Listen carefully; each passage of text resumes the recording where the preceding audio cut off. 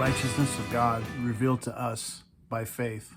These phrases and other parts of the book of Romans were a part of my early discipleship as a Christian. The idea that righteousness from a perfectly righteous God is imputed to us, sort of overwhelms us or overlaps us, kind of a courtroom metaphor that we being guilty, we being accused by an angry God with an angry judgment, choosing instead to put that judgment on his son instead of on us. Now, granted, I was in a church that was somewhat legalistic and maybe fit that culture. This phrase, the righteousness of God, is the current high water mark of the tides of theological debate, the question of who God is and how we're saved.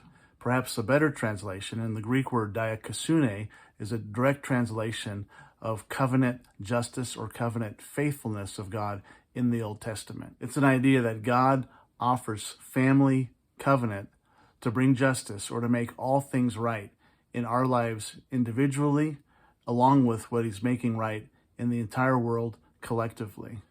This is part of what's called the new perspective on Paul, which N.T. Wright is at the forefront of. Dallas Willard also talks about this diakonuse phrase, the righteousness of God translated, as having to do with the system or the path of God's apprenticeship plan, a way of walking with God in covenant and being transformed through that walk. God is offering covenant membership into his family to make things right and just with us in the world, and this happens through our faith response.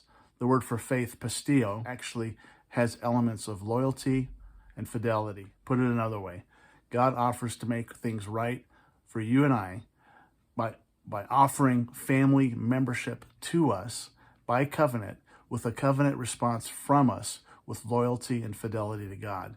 A familial offer and a familial response, a relationship to God as Father and to the church, the people of God, as our family. This is Paul's good news, that he has revealed this plan, this covenant offer to make us right to us.